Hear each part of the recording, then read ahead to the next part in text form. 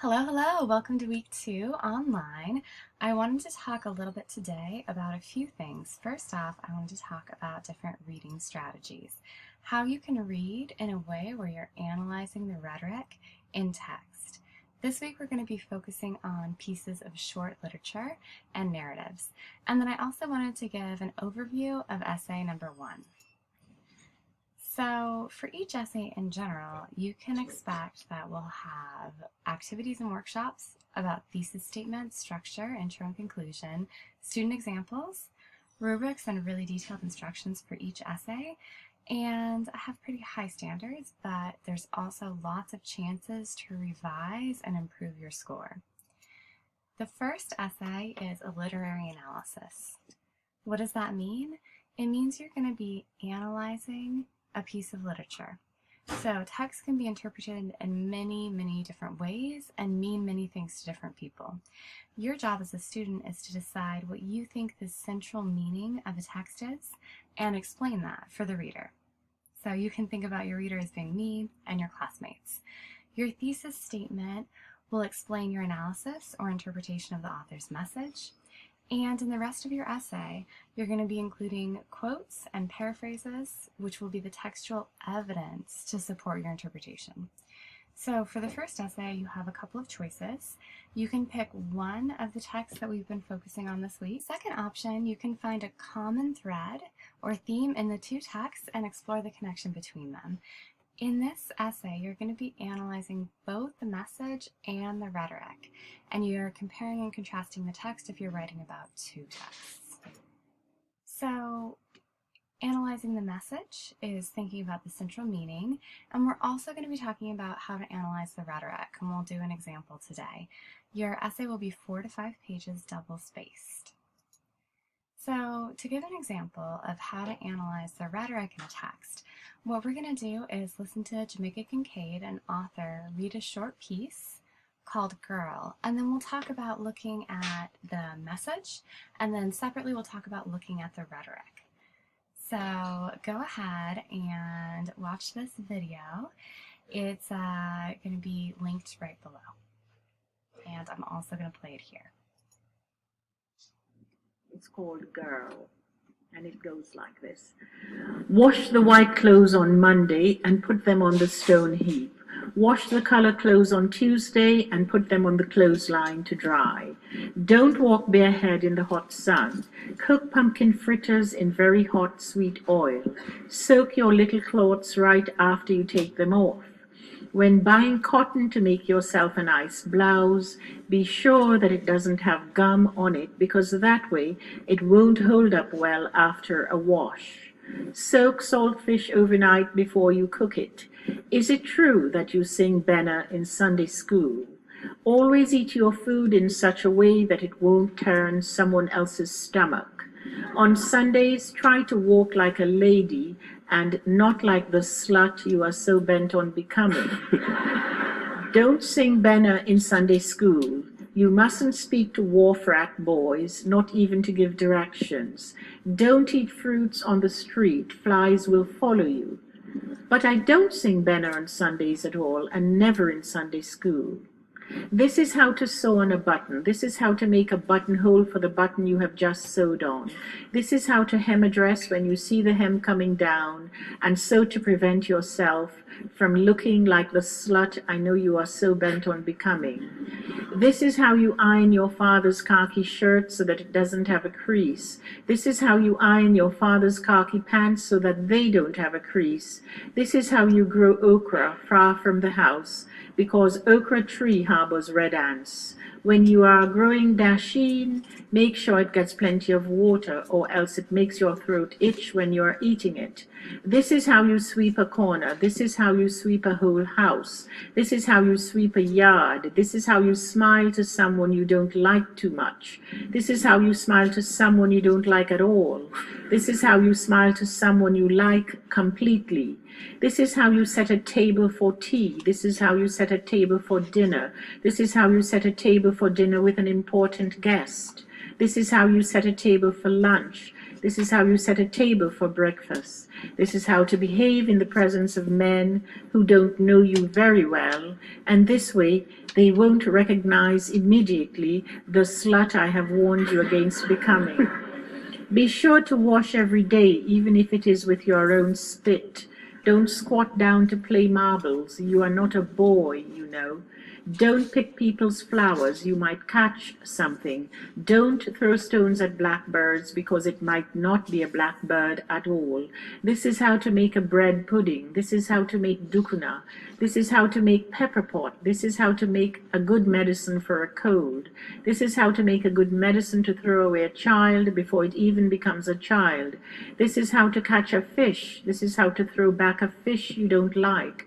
And that way, something bad won't fall on you. This is how to bully a man. This is how a man bullies you. This is how to love a man. And if this doesn't work, there are other ways. And if they don't work, don't feel too bad about giving up. This is how to spit up in the air if you feel like it, and this is how to move quick so that it doesn't fall on you. This is how to make ends meet. Always squeeze bread to make sure it's fresh. But what if the baker won't let me feel the bread? You mean to say that after all, you're really going to be the kind of woman who the baker won't let near the bread? Okay, so that was Girl by Jamaica Kincaid. So one thing you can start when you're analyzing a text is thinking about the message. And if you're not used to doing this, a good place to start is thinking about the characters. What can you tell about the characters? So in this case, we have a girl. What can you guess about the girl's position from just the 2 lines that she speaks about her age, her personality? And then we also have a speaker. It may or may not be a mother, it might be a grandmother. It's some sort of authority figure in the girl's life. For the sake of this, we're just going to say it's the mother. We're just going to assume that. So what can you guess about the mother's personality, about her motives? So it's a really good place to start. So let's talk about the girl, what we can guess about the girl. So we see that she only speaks twice. Those 2 lines are here in italics. But I don't sing Benna on Sundays and never in Sunday school, and what if the baker won't let me feel the bread? So you could look at those 2 lines in the context of the mother figure saying all this information. She only says 2 things, and both of those are kind of very simple, surface level things. So one saying that she doesn't sing Benna, and the other this question, well, what about if the baker won't let me touch the bread? And both of those kind of give us a hint that she doesn't have a lot of power in the relationship, that she's not very assertive. We also get a little bit of hints to her age. So she's in Sunday school and she's asking these really simple questions. So we get the sense that maybe she's very young and maybe this advice is not totally making sense to her. So although the mother has all this advice about being a slut and these concerns about her daughter being a slut, the daughter doesn't really respond to any of those. So we know that she plays marbles and sings in Sunday, goes to Sunday school. So we can guess that she's, fairly young. And then thinking about the mother, what can we guess about her personality and her motives? So we have the situation where she's giving all these rules, and can you guess about her motive? One thing that you might notice is she's very concerned with how people perceive her daughter. So she's very concerned about what other people think. Do this in this way so people think this about you, so that you're being respectable, so that you're being proper. So we get the sense that she's very concerned with her daughter being a lady, being the right kind of lady and giving the right impression. And this might just be coming from a place of love and concern for her daughter's welfare. And it might also indicate that perhaps they live in a small, close community where there is judgment, where there is restrictions because she hears rumors of what her daughter is doing in Sunday school. So it gives you the sense that the mother figure seems pretty strict. And also that the mother is giving all these rules and domestic descriptions of tasks. So it's almost like she's trying to hand down some culture, some wisdom, some useful instructions, so practical things, but also some more instructions for how to approach things in life. So there's this section where she talks about this is how you smile at somebody you like completely. And then there's also this advice about don't feel too bad about giving up if it doesn't work out with a man. So there's some tenderness in all these strict rules. We do see that she seems to actually care and telling her daughter, you know, just don't worry if it doesn't work out. There's also this line, this is how to make a good medicine to throw away a child before it even becomes a child.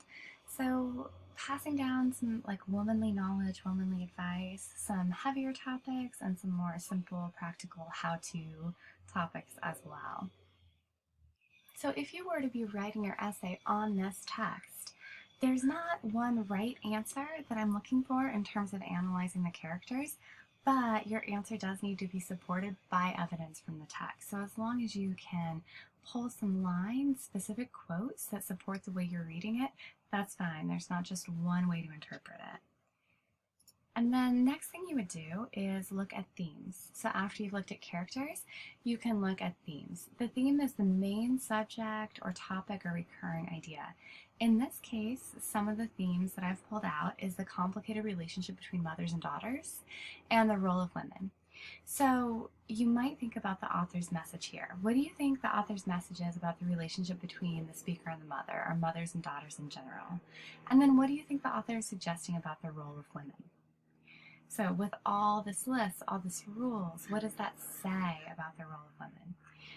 A lot of people interpret this as saying that women have a lot of expectations placed upon them, that they have limited choices, that it can be an oppressive situation because there's things that are just expected in order to be respectable women, in order to fit into a culture. There's a lot of domestic things you might have to do, but then there's also a lot of obligations in terms of your image that you have to manage. So many different answers that you could come up with. And it's really your job as a student to figure out what you think that message is and then to explain that. So we've talked a bit about the message of the text. The second part is the rhetoric of the text. So what's the difference? The message is what the text means, what is the message, and the rhetoric is how the text means. So how does the text create meaning? What are the writerly choices that help emphasize or convey the message? So if we decide that the message is that women have oppressive expectations put on them, we would look for different choices that Kincaid made when she wrote that to create this feeling of oppression, to create the sense that women have so many expectations placed on them. So when you're trying to think about the rhetoric, a good strategy is to ask yourself what stands out to you the most about how the text is written. So you might look for word choice, repetition, the use of dialogue. So what I'd like you to do is take a second and think about what stood out to you the most about this text. I've linked it. You might want to read it again, so pull up that PDF and read it, and just think about what stands out the most to you. Okay, so I'm going to go over what stood out the most to me as a reader. So first off, the repetition of the word slut, that the girl only has a few spoken lines, the repetition of commands, do this, don't do this is how you do this, and the formatting is a long, long sentence, a solid block of text, and the fact that the girl is not named and no time period is mentioned. So if I'm writing about this, I would bring in some of those rhetorical choices, some of those writerly choices, and talk about how those relate to the message. How do those help convey the message? So, for instance, the word slut is repeated a lot. So it's a very harsh word, and the way the mom uses that, it makes it sound like there's this fear of the daughter becoming a slut, this kind of paranoia that the daughter wants to be a slut, and that society will join her as a slut, will label her as a slut, will view her as a slut. So they won't recognize immediately the slut I've warned you against becoming. So that relates to the idea that women have a kind of constricted role according to the message of this text, and they have to really manage their appearance and be worried about the labels that people might place on them. And there's a sense that this label of slut would ruin her social standing or make her life difficult in many ways, would be something that would be a problem for her in the community that she lives in. The second choice that stood out to me was about the only 2 lines of dialogue that the girl has. We already talked about that she doesn't really have much power in the relationship, and the fact that it's the mother speaking most of the time and the girl only having these 2 lines does really help convey this power dynamic where the girl doesn't have a lot of control and there's all these messages that are being hurled at her. Another thing I mentioned on the slide previously was that there's a lot of repetition of rules. Wash the clothes, wash the color clothes, don't walk, be sure that, always do this, try to do this, don't do this, you mustn't do this is how, this is how, this is how, this is how. And that structure, the sentence structure of everything being a command that's just told to the daughter, does help emphasize this idea of women feeling a bit constricted and oppressed and being overwhelmed by the amount of rules and things there are to remember about how to be a proper lady.